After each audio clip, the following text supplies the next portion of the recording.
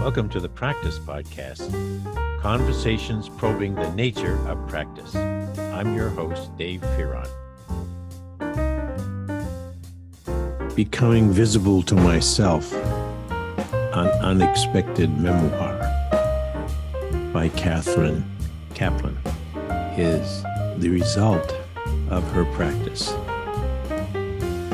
Not the only result, but it is currently a major result of a lifetime of being a student of organization behavior, and in this memoir, a student of her own behavior in organizations. And it's fascinating. And so is she. The book matches the person. And I thought it would be nice for her, since the book just came out and is available on Amazon, to tell us what it's like to go through all of the, countless steps and hours to produce this unusually profound book. Profound in that it is about self-discovery, and indeed it encourages self-discovery on our part, on the reader's part. At one point I had said in an email to Kathryn that reading the book, since I was asked to be one of its earliest reviewers, transformed me. And I didn't have a chance in this conversation to explain that a little further to her. So in this introduction, I'll simply say, as I read what she had the courage to, and the insight to say about her situations as they changed, as circumstances changed, as her life went through ups and some big downs, losses. I found myself thinking about me. What would I disclose if I were to title a memoir, Becoming Visible to Myself? Yeah, I know. It's scary to look in there, but it's good and it's healthy.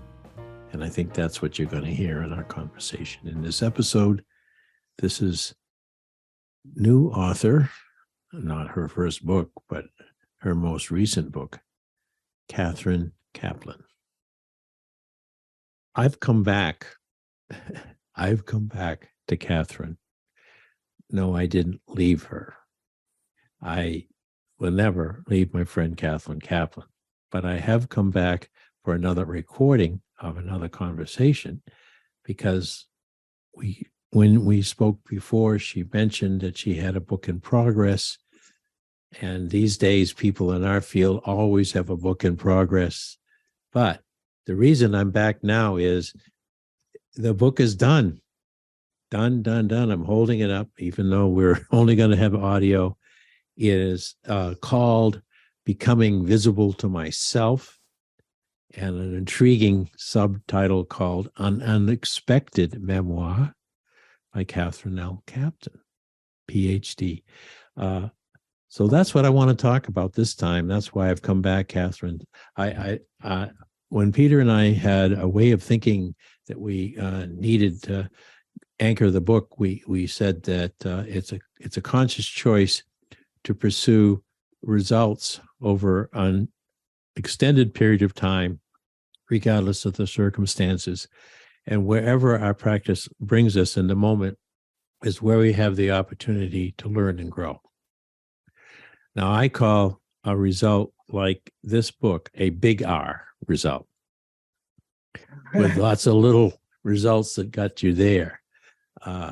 So how are you feeling, because the book is just barely out in the world, about this result, the book Becoming Visible to Myself?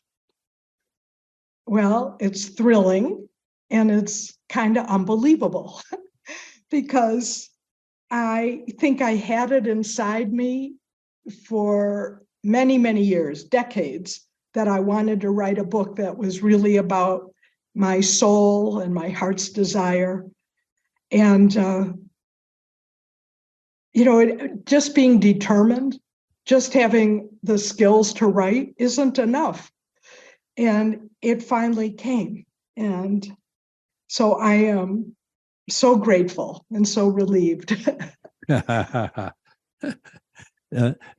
Another aspect of this way of thinking about practice that Peter and I have is that done in continually changing circumstances and situations. So the book may have been knocking on your innards, saying, "Let me out. I have a story to tell." But you've changed locations. You and Patrick went through some huge changes. He passed away, and on and on. And at any point, now that I've read this, I know the answer already. At any point, did you consider saying, "Forget it, I'm not going to do this memoir"? Well, I started the book by researching all my journals. And I finished that in June of 2020. And Patrick we were partners in our firm, Kaplan, Noten and Associates. But he's the extrovert, and he kept wanting to go back to New York. And so he was gone for weeks and weeks. So I finally had time to review all these journals. Then in August, he got diagnosed with cancer. So I put the thing away. And it wasn't until, he died almost 2 years ago in April. Yeah. And it was last year that it occurred to me to look at the manuscript that I put away. And with a change in perspective and things going on, I thought, well, you know what? Maybe I'm not the only audience. Maybe this could have some value for other people. And that's when I submitted it to the publisher. He said, "I love your book. I want to publish it." So that started us revising it. Yeah. So was it pretty much a first draft when you're a publisher? And you tell everyone the name of the publisher and the editor, because I think it's very pertinent to the fact that this book exists. Well, his name is Tom Pfeiffer, and he couldn't be a better book partner for me. And he owns a small publishing firm called Christmas Lake Press. And he has a partner. I haven't met her. And, they have the advantage of being nimble and responsive because they want to do everything from start to finish. And that's the kind of person I am with projects and, everything. So, so you really did have a highly fortuitous connection with Thomas at the very time that you said, "Okay, now I'm ready." Thank goodness you found him. Or did he find you? How did that begin? No, I had taught. It's funny because Patrick had died, and a friend. I don't really keep in touch with people, so I'm not on Facebook or any of that. But someone that I knew when I was like in 7th and 8th grade reached out to someone who's a prolific writer and told them, our little group from 7th and 8th grade, that my husband had died. And so one of the people who is a very prolific published author and friend wrote me a note, a condolence note. And then I thought that was so kind of him. And then I asked him, can he help me decide if I want to do something with this manuscript? And he and his wife do a lot of writers' conferences and workshops. And so he told me over the phone to write a rave review. And he said, I know you don't want to do that because you think, every writer's so self-critical, but write as if people got it.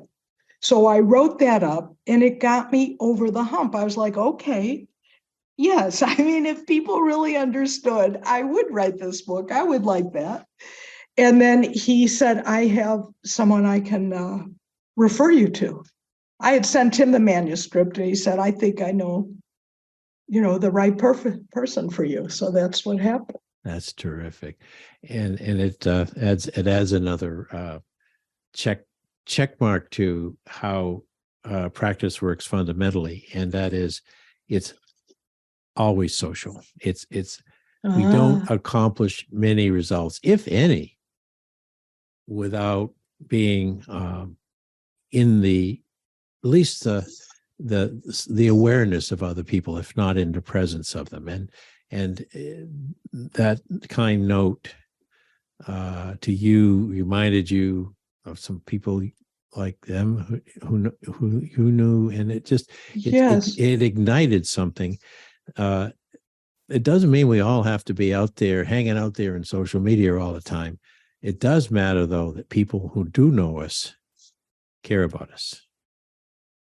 And apparently your friend and his spouse really do care about you. And so they give you this lead. But that's the other part of how practice works.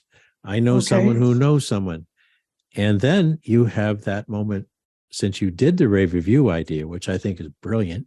Yeah. You got a bit of the chutzpah you need to say to this stranger who soon will become your book partner, I'm Kathryn. I have a manuscript. I would love to have it published by Christmas Lake. Yeah. And what I would be imagining at that point, circumstances now are different. Someone like he could say, geez, I wish, but we've got our agenda is full, maybe come back in a year, whatever. He didn't say that. He said, there's something that I write about in the book called grace. Yes. And I make it with a capital G. And that is when the stars align. Yes. It's like the universe hears you and is going to make it happen. And I had decades of it not happening. So that Okay, all of Grace. a sudden it was there. I was like, okay, Yeah. It was so exciting. There may have been a moment or two, since I now know your story from birth to the moment here. I've read every page of your wonderful book. You. And what I guess I'm saying is, Grace may have been around, but just around the corner, and you were distracted and you went off to another task or another challenge. And I don't think Grace is. I think Grace therefore waits for just the right moment, and then she whispered in your ear, Tom, you're okay. Let's do this. So now you've got an agreement, a chance to really make this into a book that goes out into the world. Tell me a little bit about the collaboration that it took to get this book to be as really unique as it is. And what makes it unique? Your journal entries. The fact that you did the homework and read your journals, so you were primed for a memoir. But the journals would not let you tell half truths or lose threads. Right. The journal was your creds, if you will. So you would write a chapter, and throughout the chapter there would be actual scanned photos of the cool kind of writing that you did in your journals. It was mostly pictures, folks, stick figures, like mind maps gone crazy, but it was wonderful. And so my point is that there was one of the things that made the book unique, and the other, among other things, is that it is a memoir. Right. We condition to think that only, the lead soprano at the Metropolitan with the help of a ghostwriter, is going to write her memoir about her many wonderful victories in opera and so forth. And so we look to memoir as being, and what I like particularly about it, Kathryn, is while you are highly accomplished in many ways in my field, organization, development, and change, Yeah. you're one of us. You're a regular person. And that's what readers need. I believe they need to hear about, well, an unexpected memoir, a person writing about herself who really seems a lot like you or me or anyone else. And this is some feedback you got from another one of our friends, Carol, as she was reading it, and then we talked about it together in a Zoom call. She said, "I didn't know we had the same mother." Oh. You didn't have the same mother, but when you wrote about your folks and how that affected you and your siblings and all that, it touched a chord with her to the point she was sitting there on vacation in tears. And so normal people like us who have such connections to our past and the current need to write about it, want to be hearing the writing of a person who has really put it out there. And of course, you did have a ghostwriter, right?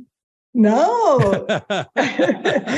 You mean those are all your words? They are all my words. No, And well, the partnership with Tom, first of all, there's characteristics that make a good partnership. And for me, being timely. So he told me, I'll read your book and get back to you in 2 weeks. To the day, he gets back to me. Then he says, why don't we start once a week for an hour and we'll go over it from beginning to end.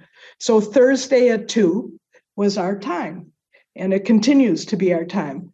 So that was helpful to me, that I knew we were going to talk.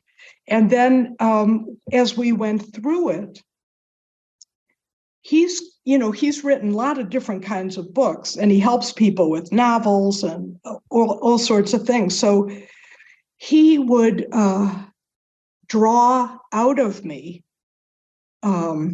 anecdotes. Like I would write about something and he'd say, is there more to this? I said, well, not in my journals. Right, but this is your story. You're allowed to, I'm kind of academic. The journals are all that I'm going to use. Oh, I know. I could hear that in your voice. Right. And he'd say, well, it's your story. Is there more here? Well, actually there is. And then I would tell him. And then, so he could, one, draw things out to make it more compelling, more emotional, more deep, and then deeper. And then as we were going, he'd say, like I had only, like with the manuscript, I sent maybe 20 examples of my journal entries, and the whole manuscript organized, part 1, part 2. And he said, so once he saw the entries, he'd be reading something, he'd say, well, is there possibly another entry that you have in your journals that relates to this? Well, to make a long story short, he pulled out over 100. I'd say, oh, okay, yeah, I know where that is. And because I'm so organized, I had an index of all 32. I'd quick go through the index. Oh, yeah, that was in 2014. Okay, journal number. And then I'd find it, and then I'd scan it, and then I'd send it. And so, that. And then the thing that made me feel really proud, I guess, is that he liked my organization. And when I was young, I could not organize. I mean, if any of my high school teachers knew that I wrote this book, they'd go, she could structure something? But the structure came from the journal review, and it had to do with themes, and it wasn't chronological. So the fact that he got that and he kept that the same, it was like, fine, change anything else you want. But he kept the thing that just seemed central to me. And then the other part was I started, the reason it's unexpected is because I had some friends here who wanted to learn how to journal. So I said, oh, well, I know how to do that. So I started writing about how I journal. Yeah. And then all of that went into part two, kind of practical application. And a lot of people that I had sent out for review on my own earlier, before I met him, had said, well, maybe you have two books. But my whole thing is integration. And he saw the integration. Yes, I do too. You do too. As a reader, yeah. No, it was like dessert. Because we were seeing, I'm sorry to break the flow here, but I will say that you did. I wanted you to say it was the journal entry scanned in, peppered in, always relevant, made the case, reinforced the case, and so you're seeing this wonderful device, which I haven't seen before, and if you got to the end and I had to wait for a whole second book to find out what Kathryn Kaplan, the journal writer, has to offer, it would be, oh God, I don't know. But there it was. It was a second part, but again, it wasn't like an appendix. It fit. It was just a nice flow to saying, okay, reader, you have a story, a life story. You want others to understand from your perspective what you've made of your life.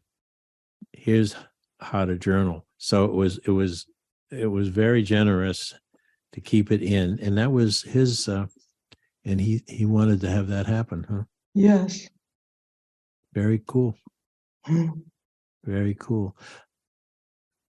I, as you know, took a pretty raw manuscript from our joint teacher and friend Peter Vale, and I felt it was all I had was just basically the word files and one thing that was run off at a Kinko, and I thought, what am I going to do? This is really important material that Peter couldn't finish. And I had agreed contractually, I will finish this, I promise. But in the same case, this sat there in my belly, really, this obligation, because I wanted to be sure that I found someone who I could work with. So I'm back to you and Tom. And it was Grace that got me there too, because I needed to be in almost a first among all to put out a book with this particular publisher. And it was digital, and it was going to be done almost in real time. As far as I would write a section, and it would be instantly proofread and edited. So it was a continuous flow, like you've had, with weekly meetings. And I know that what I needed was what I got from this very young, kind, smart gentleman named Theo Ford Stigler, was his belief in me. Because both of us knew that whatever Peter wrote was very, very good, no matter how it was finally edited out. It was really good Peter Vale.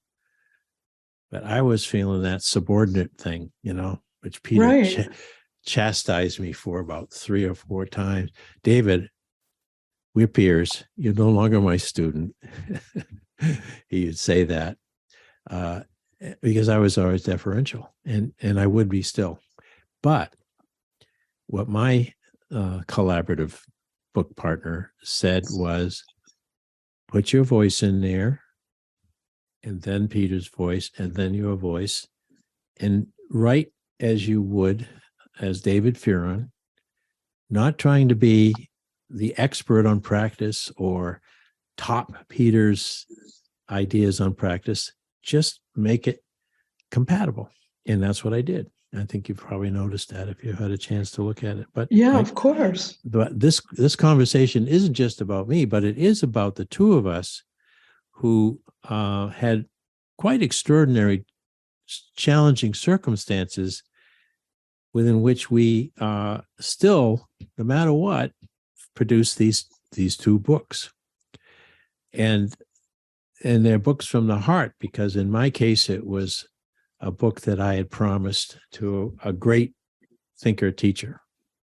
And in this case, I want to ask you, though, who kept encouraging you? Who did you promise, if it wasn't just yourself, that this memoir would be done? And not just Tom, but who in your life would you find the inspiration to do it as you've done it, no matter what? Well, Patrick, my partner in work and in life, he wrote his memoir, and I got all into it to help him, because he had started with like 1,000 pages. And that was too long. And so I helped him with organizing, editing, and he self-published. So, just being the general contractor of the whole process. Mm-hmm. And he always said to me, well, his book was about when he was a child. And he had an amazing memory, and he could write dialogue. And so he said, you should write about your childhood. Well, I didn't remember anything from my childhood. And I'm not that, I don't have his capacity or history.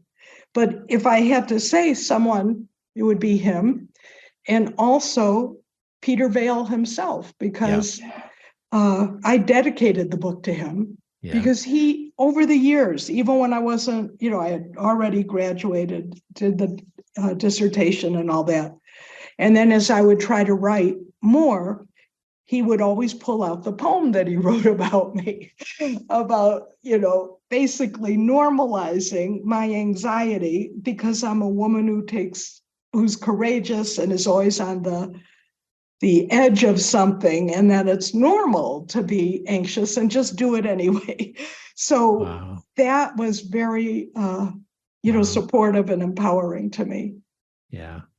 I suspect that those two people now, enormous spirits, are kind of listening in right now. Right. I always feel what, like what are our two mentees going to say?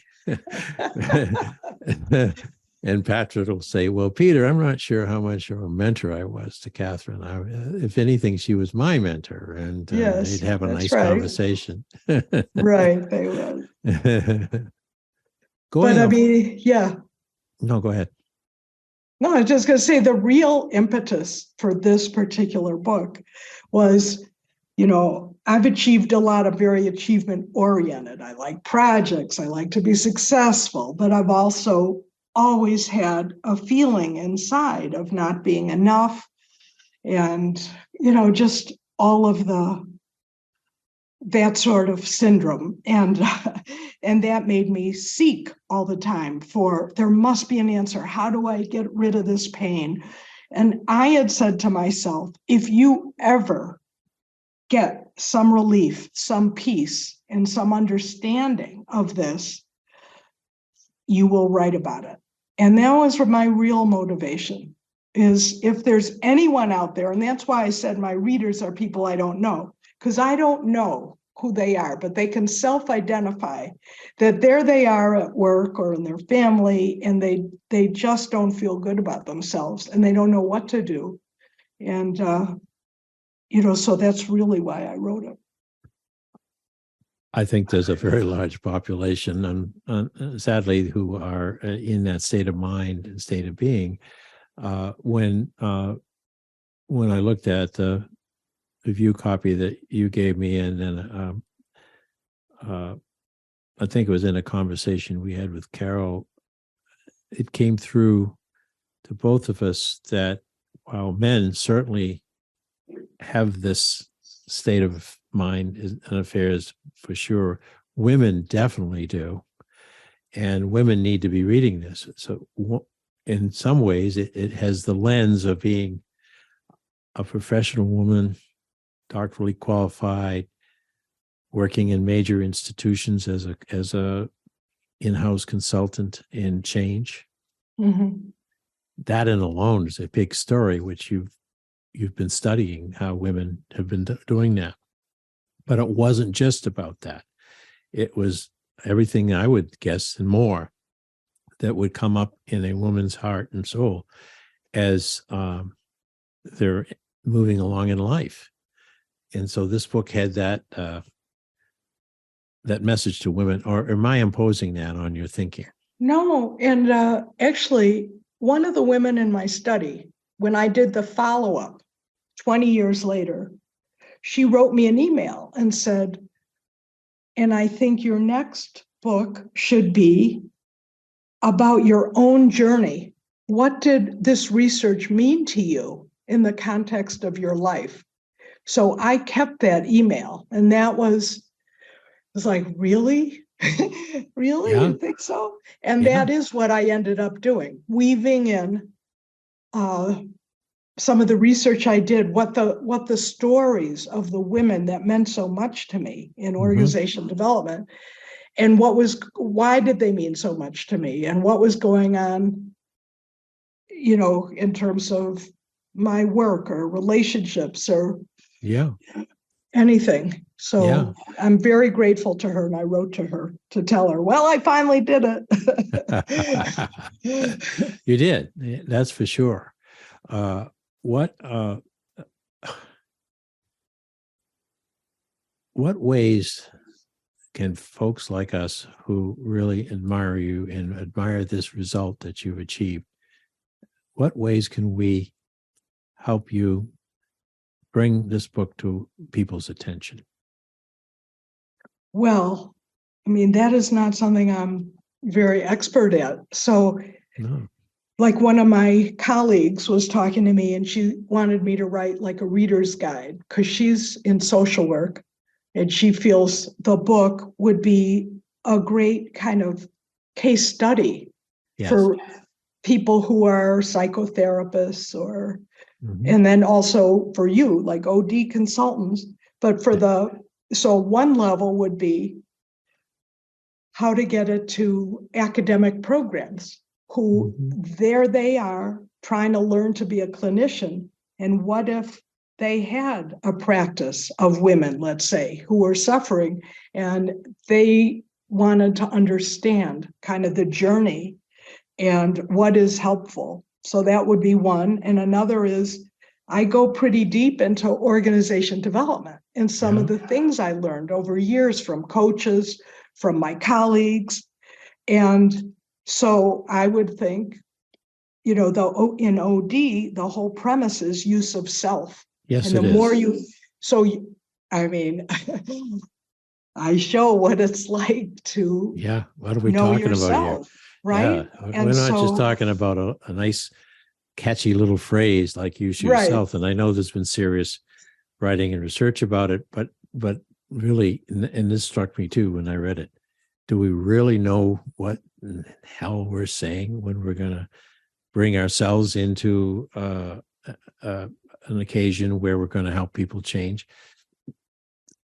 We know down deep, we have terrors about certain changes. We have things that we don't want to even face, let alone disclose. All of that, we're bringing ourselves in. And you can come in, with a huge, thick veneer. You can, but it will not last very long in regard to the response you're getting from people, because they can tell, okay, she's asking us to be open and speak our minds and take risks. She's standing there, covered with laminated with her feelings held behind the barrier.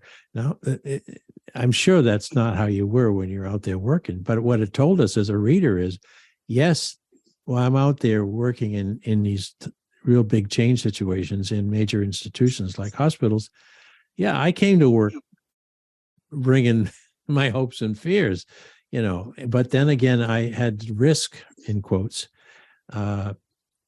opening up, particularly in tough discussions, and risk, in your case, risking someone saying, we don't want you here anymore. Right. But the fact is you were introspective and you knew what was going on. Well, it's very, counterculture to own your vulnerability as a strength. And it took me, the women in my study had told me this back in 1990. What was it? I graduated in 1994. So between like 1992, I did all the interviews, and one of the women had talked about vulnerability as a strength.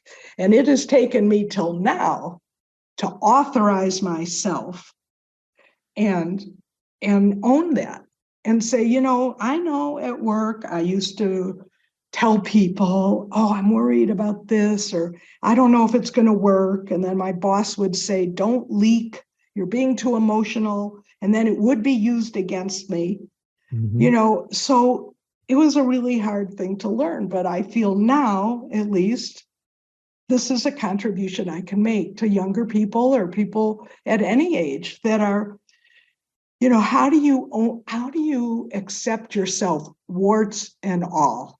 Yeah. And yes, in work, you need to have boundaries and you need to maybe put on that armor.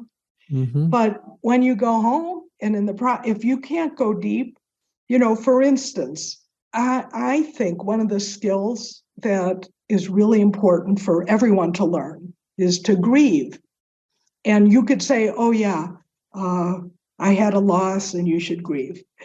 It's a word, but it's not a word. It's a deep process, and it's very painful. So I always, for some reason, maybe because of my childhood, had a valence, a connection with sadness. So if someone felt sad, I could be with them. And then as the years went on, I'm in organization development, and a staff member dies and no one knows what to do. And I felt called upon to offer to create a little ritual and help each person say something and move on. So I was doing it, but I was not grieving myself. And it wasn't until, I'm losing my eyesight, and I went to this one counselor who said, you're not only, upset about losing your eyesight and you're not working internally anymore, but you never grieved. And I said, like, what do you mean? And she said, go home every week before, we meet weekly, and figure out, how do you let this out? How do you, so I started like looking for music that would make me tear up. And then I'd look at images that would get me emotional. And then I had to have like this picture in my mind that I have to have like a sword going into my stomach to feel the pain. And I just had to practice like the whole pain of it. I had no idea. And Isn't that thank God for that, because then Patrick died and I knew how to grieve. So I have been doing that for the past 2 years and taking that journey so that it can be transformed. And anyway, so that's a big message. Well, it came through very well in the book, but I would add that what people hearing this now must realize is those of us who professionally must stifle our feelings and set them aside and give our compassion, attention to others. One of the risks of that over time is that we become less and less and less able to feel those things that are so deep and should be. I mean, I'm expressing it because I see it after you explained it. I see it very well. And the idea of our vulnerability being a strength, if not our greatest strength in presence of others, is permission to add another practice to my suite of practices, which is review the moments where you were being the square-chinned, stiff upper lip Yankee, or Right. when you had such losses, and we've had more than a few in our family life.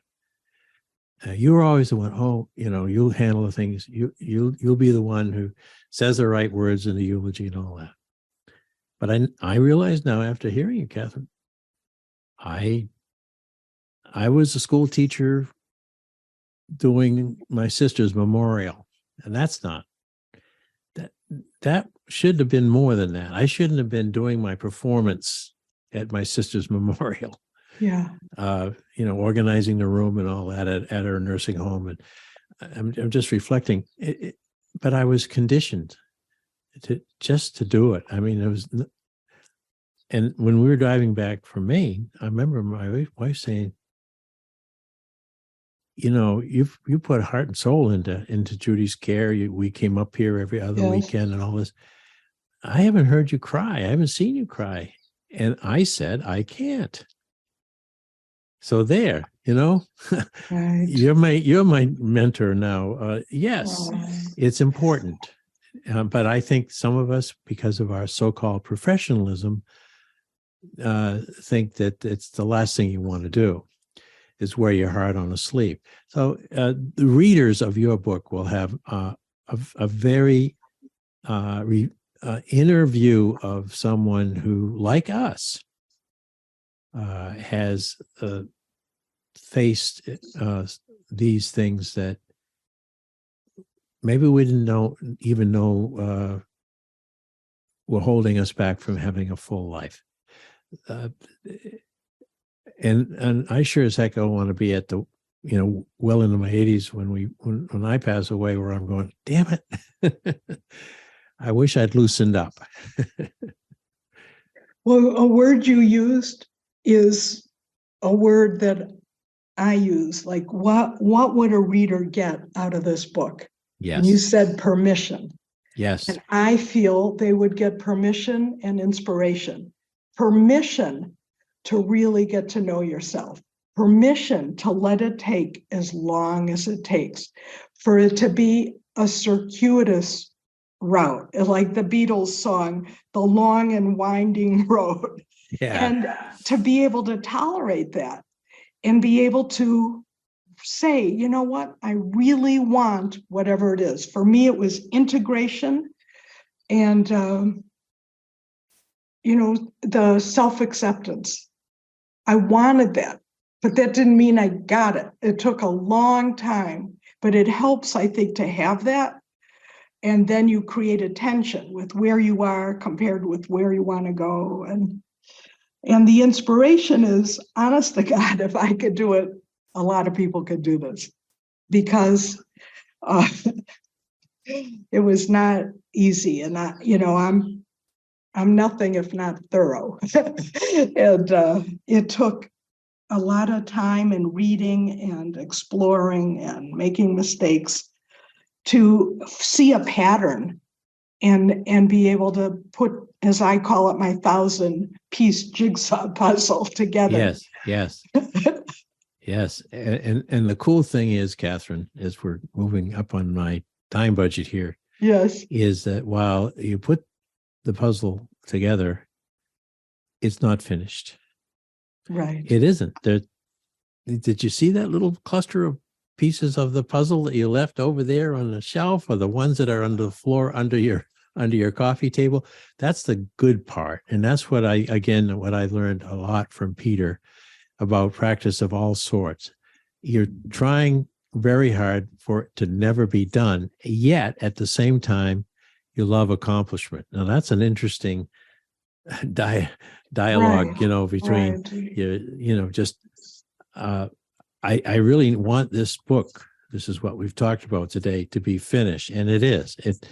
It's weighs about 1/3 of a pound, and it's got a lot of pages, and every page, one way or another, has some really interesting journal entries and other things.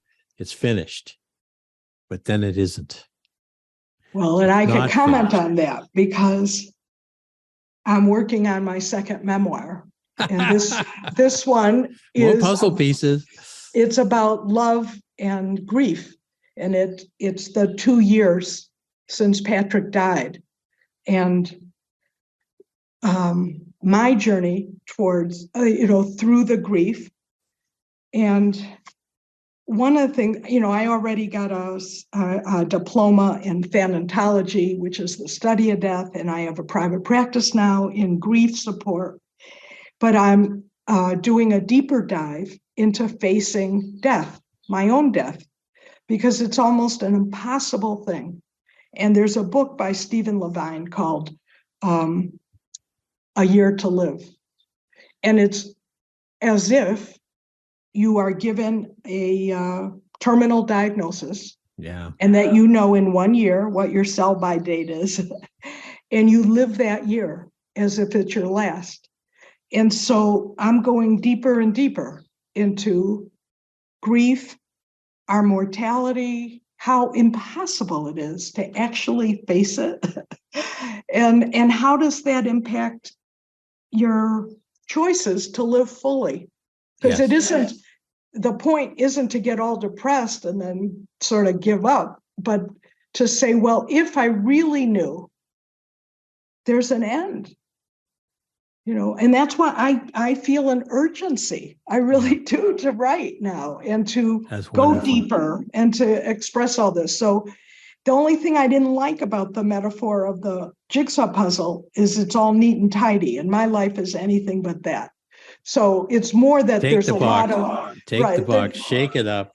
Yes, there's a lot of pieces, and you try to see the edge and the colors and where they match. But I'm responding to what you're saying. I'm not finished, and it's not over till it's over. I'm delighted that you are doing this second memoir that focuses on these matters. Relevance? I think so. I don't know anyone who isn't going to die someday and who isn't struggling with the losses, particularly with the COVID losses, over 1 million people here in this country. We've, I hope, as a nation, are sobered up somewhat, and we are eager to learn how to live this gift of our remaining days, leaving a lot fewer regrets at the end of the process. So congratulations on this memoir, and I look forward to the next memoir, after which it could be some other Kathryn Kaplan production. This person is indomitable. And wonderful and kind, as you can hear in her voice. So thank you, Kathryn. And again, congratulations. Thank you so much. It's always a pleasure to have a conversation with you. I learned so much myself. More about social inaction and the nature of practice, head over to inactionresearch.com for more information. Thank you for supporting this show. We look forward to hearing from you soon. Oh, how could I have forgotten? Our digital book, On Practice as a Way of Being, is now available. You'll find it online at www.mylibrary.world. I worked on that book after Peter passed away, and I think you will find it a unique and very, very mobile reading experience, since it's wherever your screen is in hand or at hand.